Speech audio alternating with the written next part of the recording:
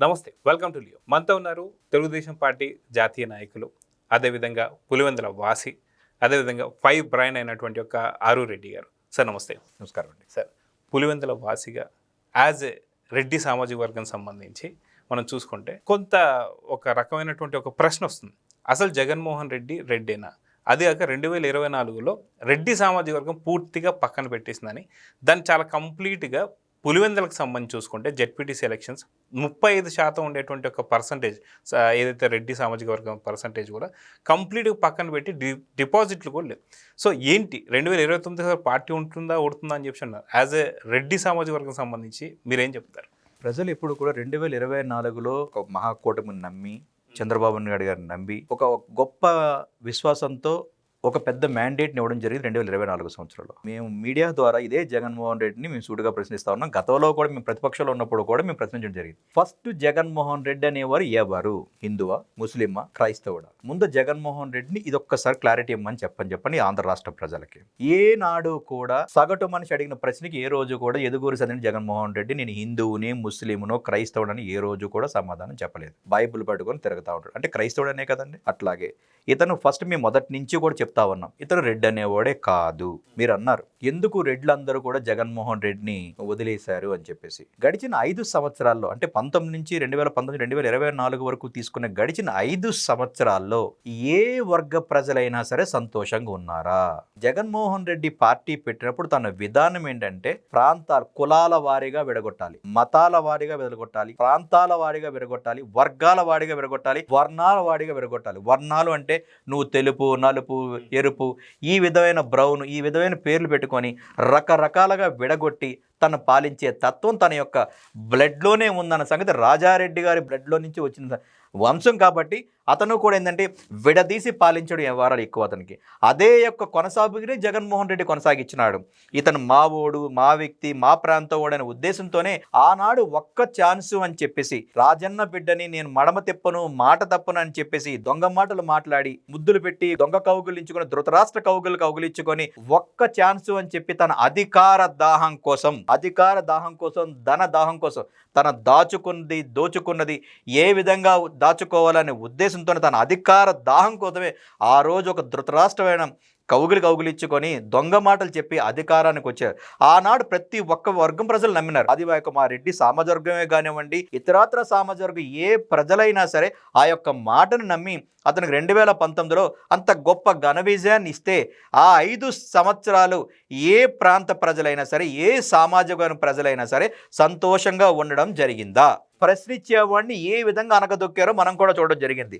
మీరు అన్నారు సహజంగా రెడ్డి సామాజిక వర్గం అనేది ఎప్పుడు కూడా ఒక హై లెవెల్, ఒక అంటే కొంచెం అప్పర్ లెవెల్లో ఉంటుంది అనేది.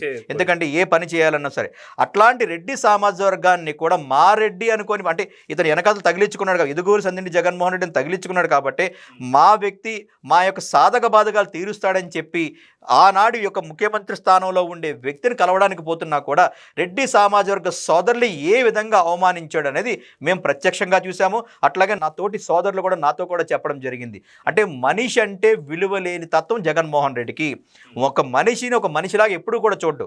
ఒక మనిషిని అంటే దేనికి లేకుండా, అంటే ఇది మీడియా ద్వారా చెప్పకూడదు, ఇది ఒక చాలా బాధాకరమైన విషయం. ఒక పురుగులాగా చూసే తత్వం ఎవరికైనా ఉందంటే అది ఎదుగురు సంధిని జగన్మోహన్కి మాత్రమే ఉంది. వయసుకి గౌరవవాడు, మనిషికి గౌరవవాడు, వర్గానికి గౌరవడు, ప్రాంతానికి గౌరవడు. తను ఇచ్చే గౌరవం వల్ల కూడా కేవలం డబ్బుకు మాత్రమే, కరెన్సీకి మాత్రమే ఇస్తాడు. ఈ 5 సంవత్సరాల్లో కూడా ప్రతి ప్రాంత ప్రజలు, ప్రతి సామాజిక వర్గ ప్రజలు ఇవన్నీ గమనించారు. కాబట్టే ఇందాక మీకు చెప్పినట్టుగా 2024 నాకు ఒక అవకాశం ఏమని చెప్పి జగన్మోహన్ రెడ్డి 2019లో ఏ విధంగా పాదయాత్ర చేసి ఏ విధంగా ఈ ప్రజల్ని నమ్మించి అవకాశం తీసుకుని అధికారం ఎలాగైతే చలాయించినాడో, ఇదే రాష్ట్ర ప్రజలు 5 సంవత్సరాలు ఓపిక పట్టి తన చేసిన దుర్మార్గాలను కానివ్వండి, దురాగతాలను కానివ్వండి, ప్రతి ఒక్క వర్గ ప్రజలు పంటి బిగురు పెట్టుకొని మాకు ఒక అవకాశం ఇవ్వని చెప్పి 2024లో ఎలక్షన్ టైంలో పోలింగ్ బూత్లో ఆ అవకాశాన్ని ఉపయోగించుకుంటే దాని యొక్క ఫలితమే 2024లో మహాకూటమి అధికారంలోకి వచ్చి ఈనాడు 15 నెలల్లో నిస్వార్థంగా ఎటువంటి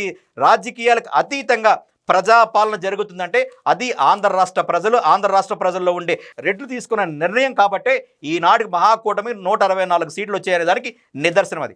ఇందాక మీరు అన్నారు పులివెందుల వాసిగా ఎందుకు ప్రజలు ఇతనికి అవకాశం ఇవ్వలేదని. రాష్ట్ర ప్రజలు ఎవరు నమ్మినారండి? నీ సొంత ఇంటి పులివెందల నియోజకవర్గంలోనే నీకు డిపాజిట్ లేకుండా చేశారంటే నువ్వు నియోజకవర్గ ప్రజలకి ఏమీ చేయలేదు అనే దానికి మొన్న జెడ్పీటీసీ ఎలక్షన్స్లో నిదర్శనమా కాదంట. ఆఖరికి అంటే నువ్వు 151 సీట్లు గెలిచి నాది మందబలం అని చెప్పి అహంకారంతో విర్రవీగిన జగన్మోహన్ రెడ్డి ఇంట గెలవలేదనే దానికి మొన్న వచ్చిన రిజల్ట్సే అనేది ఒక నిదర్శనం కాదా మనకి? అంటే దీన్ని బట్టి మీరు అర్థం చేసుకోవాలి, 2029లో పార్టీ ఉంటుందా అని మీరు అడుగుతా ఉన్నారు. అసలు ఈరోజు పార్టీ లేదు కాబట్టి డిపాజిట్లు ఇవ్వలేదు. ఇంకా 2029 వరకు ఆలోచించేద్దాం. అసలు 2029కి జగన్మోహన్ రెడ్డికి క్యాండిడేట్ అనేవాడు ఉంటాడా పోటీ చేయడానికి? దానికి సమాధానం చెప్పమని చెప్పండి. ఎందుకంటే ప్రజలు ఇసుకుపోయి ఉన్నారు. ప్రతి ఒక్క వర్గ ప్రజలు ఏం కోరుకుంటారండి?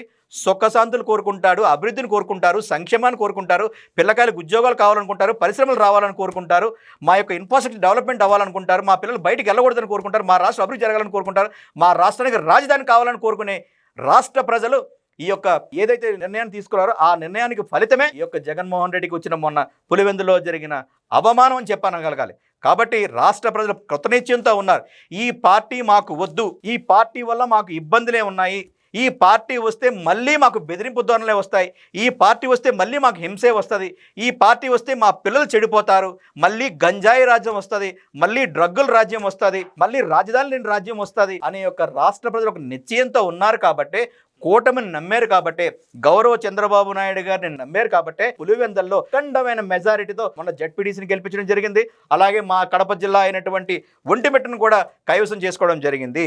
దీన్ని బట్టి ఏమర్థమవుతా ఉంది? రాష్ట్రంలో ఉండేది ఏకైక పార్టీ ఒకటే, మహాకూటమి పార్టీ. త్రిమూర్తులు ఎలాగైతే పవిత్రమవుతున్నారో త్రివేణి సంగమం ఎంతైతే పవిత్రంగా ఉంటుందో ఈ రోజు ఆంధ్ర రాష్ట్రంలో 3 పార్టీలు కలిసి గౌరవ భారతీయ జనతా పార్టీ కానివ్వండి, తెలుగుదేశం పార్టీ కానివ్వండి, జనసేన పార్టీ అంటే ప్రధానమంత్రిగా నరేంద్ర మోడీ గారి యొక్క స్ఫూర్తితో, పవన్ కళ్యాణ్ గారి యొక్క శక్తితో, చంద్రబాబు నాయుడు గారి యుక్తితో నిస్వార్థంగా పనిచేస్తుంది. కాబట్టి ఈ కూటమిని నమ్మారు, ఈ యొక్క కూటమిని ఉన్న పార్టీలు నమ్మారు. కాబట్టి ఒంటిమిట్టలో కానివ్వండి, పులివెందుల్లో కానీ జెడ్పీటీసీ అఖండమైన మెజార్టీ మేము జరగడం జరిగింది.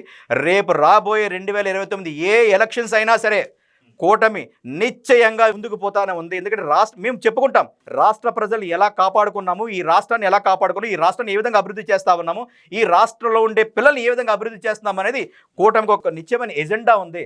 దానికి ఉదాహరణ నిన్న కాక మొన్న కూడా చూసాం. డిఎస్సి గడిచిన 5 సంవత్సరాల్లో ఈ యొక్క దౌర్భాగ్యుడు ముఖ్యమంత్రిగా ఉండి ఏ రోజైనా సరే డిఎస్సి ఇవ్వడం జరిగిందా?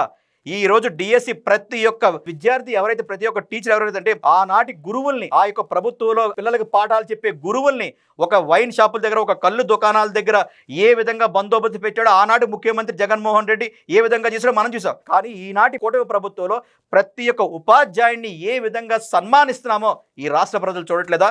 దానికి ఉదాహరణ డిఎస్సి ఎటువంటి రాజకీయ ఒత్తిడి లేకుండా, ఎటువంటి రాజకీయ ప్రమేయాలు లేకుండా నిష్ణాతులైన వ్యక్తుల్ని ఈరోజు మనము ఒక డిఎస్సి ఇచ్చిన మాటని, ఇది మాట తప్పము మడమ తిప్పడం అంటే కూటమి ప్రభుత్వానికి అదొక చక్కటి ఉదాహరణ అని అనుకోవాలి. ఇలా చెప్పుకుంటూ పోతే అనేక సంక్షేమాలు గడిచిన 15 నెలల్లో కూటమి ప్రభుత్వం చేస్తుంది. సో ఇవన్నీ ప్రజలు చూసినారు. కాబట్టి అది రెడ్డి సమాజ వర్గం కానివ్వండి, కమ్మ సమాజ వర్గం కానివ్వండి, బడుగు బలహీన వర్గాలకు సంబంధించిన, మైనార్టీలకు సంబంధించిన ఏ వర్గమైనా సరే ఒకటే మాట, ఒకటే జెండా, ఒకటే ఎజెండా. మాకు కావాల్సింది అభివృద్ధి చేసే వ్యక్తి కావాలి, మాకు కావాల్సింది నిశ్చలమైన ప్రభుత్వం కావాలి, సంక్షేమం కోసం పాటుపడే ప్రభుత్వం కావాలి అనే ఉద్దేశంతో ఉన్నారు. కాబట్టి వాళ్ళు ఒకటే మాట మీద ఉన్నారు, మా ఓటు సైకిల్ అనే దాని మీద ఉన్నారు. కాబట్టి దానికి ఉదాహరణ పులివెందులో జరిగిన జెడ్పీటీసీ జరిగిన ఎలక్షన్స్ ఉన్నాయి. కాబట్టి జగన్మోహన్ రెడ్డి అనే సినిమా ప్యాకప్ అయిందని సంగతి అర్థం చేసుకోవాలి. రేపు 2029లో ఇదే జగన్మోహన్ రెడ్డి భూతద్దం పెట్టుకొని ఎత్తుక్కోవాలి 175 నియోజకవర్గాల్లో. నాకు ఏ క్యాండిడేట్ ఉన్నాడా పోటీ చేయడానికి అంత దమ్ము ధైర్యం ఉండే వ్యక్తి రేపు కూటమి సంబంధించిన అభ్యర్థుల్లో నిలబడే దమ్ము ధైర్యం కనుక ఉండే కనుక రేపు 2029 పోటీ చేయడం మీ ద్వారా తెలియజేస్తూ ఉంటాం. అది కాక మనం చూసుకుంటే జగన్మోహన్ రెడ్డి ఏదైతే లిక్కర్ స్కామ్ సంబంధించి రెడ్లు అరెస్ట్ అవుతుంది. చాలా వరకు చూసుకుంటే 38 దాకా వచ్చినా సరే దాదాపు ఇప్పుడు అయినటువంటి 12 మంది అరెస్టులో కూడా రెడ్లు ఎక్కువ ఉన్నారు. సో కక్ష సాధింపు చర్యల్లో భాగంగానే మా రెడ్లను అరెస్ట్ చేస్తున్నారంట. మీరు కూడా అదే భావిస్తున్నారా? ఇదంతా కేవలం ఒక దుష్ప్రచారంగా జరుగుతుంది. ఇందాక మీకు కూడా చెప్పాం, ఇదంతా ఎవరు దుష్ప్రచారం చేస్తున్నారండి? ఒక మూడు తుడుచుకోవడానికి ఒక పేపర్ కానివ్వండి, ఒక అనకూడదు ఒక అక్రమ సంపాదనతో పుట్టిన ఛానల్ పెట్టుకొని దాంట్లో పలికిన చిలక పలుకులే ఈ రోజు మాట్లాడుతున్నారు తప్పించి ఈ రోజు ఒక 4 వ్యక్తులు జగన్మోహన్ రెడ్డి రెడ్డి అనేవాడు కాదని నేను చెప్తా ఉన్నాను. అతను ఒక రెడ్డి సామాజిక వర్గాన్ని పేరు పెట్టుకుని 4 పేర్లు పెట్టుకుంటా ఉన్నారు. ఇక్కడ మీరు ఒకటి బాగా గుర్తు చేసుకోవాలి, సామాజిక వర్గానికి సంబంధించిన కాదు కావాల్సింది. తప్పు ఎవరు చేసినా సరే ఈరోజు తప్పు చేస్తే కనుక ఏ వ్యక్తి అయినా సరే బోన్లో నిలబడే పరిస్థితి ఉంటుంది కదా. అది రెడ్డి అవనివ్వండి, కమ్మోడు అవనివ్వండి, లేకపోతే ఇంకొక ఇతరత్ర సంబంధించిన సామాజిక వర్గాలు కానివ్వండి. అంటే తప్పు చేస్తే ఏ సామాజిక వర్గాన్ని మినహాయింపు అనేది ఏమైనా ఉంటుందో రాజ్యాంగంలో ఏమైనా ఉందా? కాబట్టి ఇతను చేసిన దుర్మార్గాలు, లిక్కర్ స్కాములు ఎవరెవరినైతే పెట్టినాడో తన ధనదాహం కోసం పెట్టిన వ్యక్తులు దౌర్భాగ్యం కోతి అది రెడ్డి సామాజిక వర్గంలో ఉన్నారు. ఆ రెడ్డి సామాజిక వర్గంలో తులసకోటలు చాలా మంది ఉంటారు. తులసకోటలు అంటే చాలా మంది ఉన్నారు. దౌర్భాగ్యం ఏంటంటే ఈ రోజు గంజాయి వనంలో 5 సంవత్సరాలు రాష్ట్రానికి గంజాయి వనం పండించినావు కదా, కానీ తులసి మొక్క లాంటి వ్యక్తులు రెడ్లు ఎంతో మంది ఉన్నారనే సంగతి మీరు మర్చిపోతా ఉంటారా? కాబట్టి ఇట్లాంటి యొక్క గంజాయి మొక్కల్ని మిగతా తులసికోటలైనటువంటి రెడ్డి సామాజిక వర్గం వ్యక్తులు కానీ నాయకులు కానీ ఏ రోజు కూడా వీళ్ళని సమర్థించే పరిస్థితి ఏ రోజు లేదు. ఆ చర్చ కూడా జరగట్లేదు. ఈ రోజు మీరు చెప్తున్న ఈ యొక్క మాటలు కానీ ఈ చర్చ కానీ కేవలం తన అక్రమ సంపాదనతో అవినీతి సంపాదనతో పుట్టిన పార్టీలో కానివ్వండి, తన యొక్క ఛానల్లో కానీ తన పేపర్లో రాసుకుంటారేమో తప్ప ఉభయ తెలుగు రాష్ట్రాల్లో కలుపుకుంటే 28% రెడ్డి సామాజిక వర్గం ఉంది. ఈ 28%లో కూడా ఎవరు కూడా దీనికోసం మాట్లాడుకునే పరిస్థితి అయితే ఎక్కడా లేదు. తప్పు చేసిన వాడు ఎంతటి వాడైనా సరే ప్రజాధనాన్ని దుర్వినియోగం చేసుకొని ప్రజల యొక్క రక్తాన్ని పీడించుకొని అవినీతి సంపాదించారో ఆ సంపాదన తిరిగి ప్రభుత్వానికి చేరాల్సిన అవసరం ఖచ్చితంగా ఉంది. అదే రాజ్యాంగం మనకు చెప్తా ఉంది. ఆ రాజ్యాంగం ప్రకారమే, ఆ చట్ట ప్రకారమే ఆ వ్యక్తిని శిక్షణ జరుగుతూ ఉంది. అంతేగాని ఈ యొక్క జగన్మోహన్ రెడ్డిని అరెస్ట్ చేస్తానో, లేకపోతే ఇంకొక ధనంజయ రెడ్డిని చేస్తానో, ఇంకొక వ్యక్తిని చేస్తానో ఈ వ్యక్తుల కోసం మాట్లాడుకునే అంత తీరిక కానీ అవకాశం కానీ ఈ రాష్ట్ర ప్రజలకి లేదు. ఈ రాష్ట్ర ప్రజలకు దానికోసం వెచ్చించే టైం కూడా లేదని మీ ద్వారా తెలియజేస్తూ ఉంటాం. సో చూద్దామండి, ఖచ్చితంగా పూర్తిగా రెడ్డి సామాజిక వర్గం పూర్తిగా జగన్మోహన్ రెడ్డిని పక్కన పెట్టినట్టు కనిపిస్తుంది. 2029 నాటికి పార్టీ అసలు ఉంటుందా ఉడుతుందా చర్చ కూడా మొదలైంది. సో చూద్దాం జరగబోతుందో. నమస్తే, నమస్కారం. Please subscribe to Leo News for more videos.